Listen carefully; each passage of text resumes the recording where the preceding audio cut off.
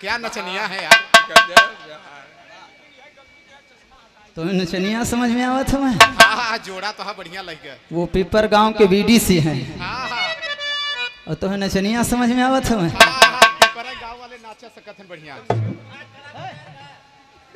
अरे नाचता कौन नहीं है, बीड़ा को बजाकर नारद भगवान भी नाचे हैं। अच्छा डमरू को बजा के ताता थैया नाच भोले बाबा भी नाचे हैं।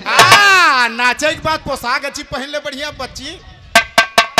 कौन पोशाक पहन ले? हाँ भौजी वाला। और ये अपन वाला का करे उतार दे। के उतार भौजी। ले हम फिर किशन कन्हैया भी नाचे हैं। तब तो नहीं कोई बोला। तबो दादा हरे बोलत रहन। और आज भौरा नाच रहा तो बता थो कि पोशाक बदल दे। गद्दारी करबे। गद्दारी करबे। मेहर बसुआ तो एक दिया के बटबट किया।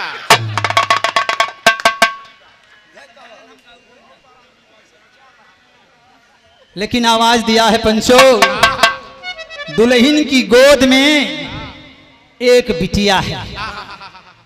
उस बिटिया को वो दुल्हन सोची कि मैं किसका नाम दूं। आखिरकार उस बिटिया को ले जाकर के अपने ससुर जी के पास में दिया है। और जब ससुर जी के पास में दिया तो ससुर जी क्या किए उसके साथ, आइए जरा लाइन में देता हूं। तलई के या ससुर जी बिटिया बनवे में जाई और धीरे धीरे देखा या सयान भइल।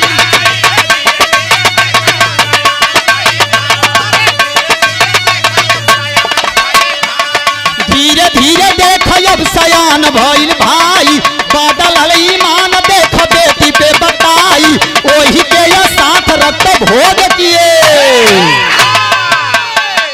ए पंचो ले करके गए हैं क्योंकि समझ नहीं आया कि ये किसकी बेटी थी। और बहू ने दे दिया, लेके जंगल में गए, ताना मेहना से दूर हो जाऊंगा। और जब गए हैं जंगल में, धीरे धीरे वो लड़की सयान हो गई। और जब लड़की सयान हुई तो फिर उसी वृद्ध ससुर का ईमान डोल गया। उस लड़की के प्रति ईमान डोला है विष्णु भाई।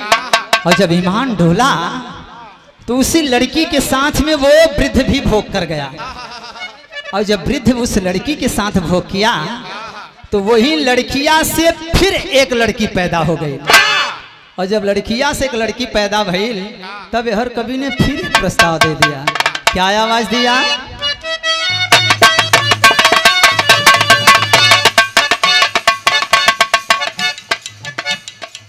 ये सूचना आप लोगों के बीच में है।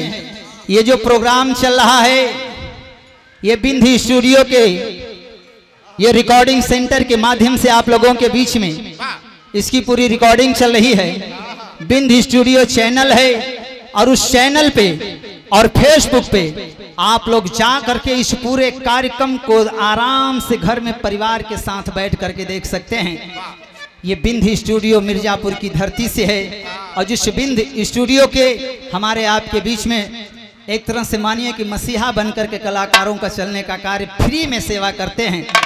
हमारे आपके बीच में आप फौजी बड़े भैया हमारे आपके बीच में हैं, सुनील भाई हैं। गीत की लाइन को आगे बढ़ाऊं उससे पहले मैं चाहूँगा, क्योंकि इस बिंद स्टूडियो का मैं राष्ट्रीय अध्यक्ष हूँ, तो इसलिए मैं चाहूँगा व्यवस्था को देखने का काम करने वाले मेरे बड़े भाई आप फौजी जी हैं, तो मैं आपसे 1 मिनट के लिए चाहूँगा कि आप आने का कार्य कर दीजिए। मैं आपको माला पहना के स्वागत अपने गाँव की धरती पे कर रहा हूँ, क्योंकि ये मेरा निवास, ये मेरा घर है और आपका आगमन माँ विंध्यवासिनी के नाम को लेकर के आए हैं।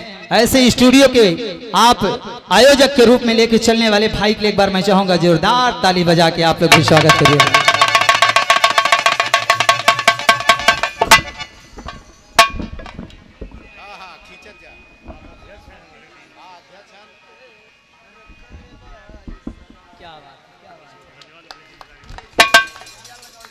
भाई ने कहा कि भौरा जी आप राष्ट्रीय अध्यक्ष हैं, इस चैनल की इसलिए जिम्मेदारी को निभाइएगा।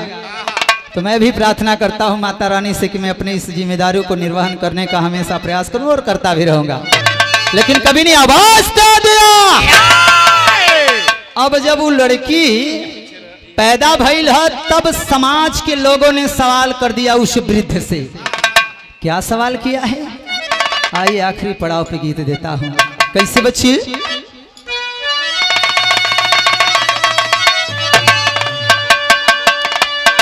तो बिटिया के पास वृद्ध खड़ा बाटे भाई, अरे कईल सवाल देखा लोग यौनु,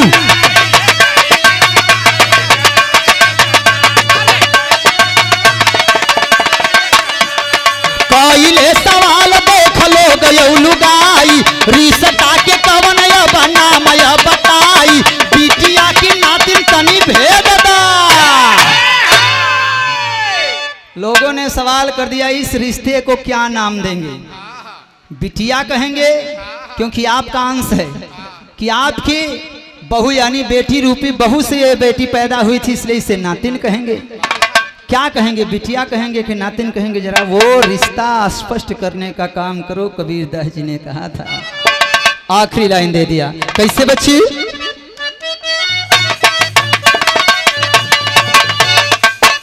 अरे बच्ची हया ये बाबू बच्ची हया, अरे बच्ची हया ये भैया बच्ची हया, बच्ची हया बाबा या बसब के संगतिया, दूल्हा के लई गई उड़ार दुल्हीन।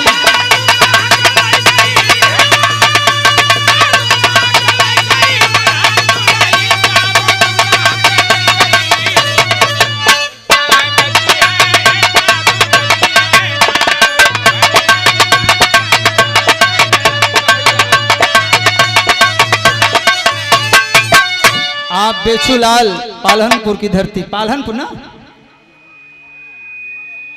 कांवल की धरती से 101 रुपया और 101 रुपए का पुरस्कार आप कन्हैया लाल यादव हमारे आपके बीच में भूसौला की धरती से कजरी का पहला कार्यक्रम मेरे बाबू ने इस भौरा को दिया था।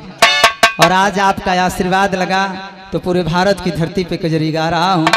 कल की तारीख में बिंध महोत्सव कजरी का है, जिसमें पूरे भारत से 5 कलाकारों का आगमन हो रहा है, जिन 5 कलाकारों में 4 पद्म श्री पुरस्कार यानी राष्ट्रपति से पुरस्कृत हैं और 5वां कलाकार कोई और नहीं, आपका बेटा, आपका भाई ये रमेश भौरा उसमें शिरकत करने जा रहा है। ये आशीर्वाद आप जैसे महान पुरुषों का मिला है, लेकिन कवि ने भाव का स्पष्ट करने का काम किया है। क्या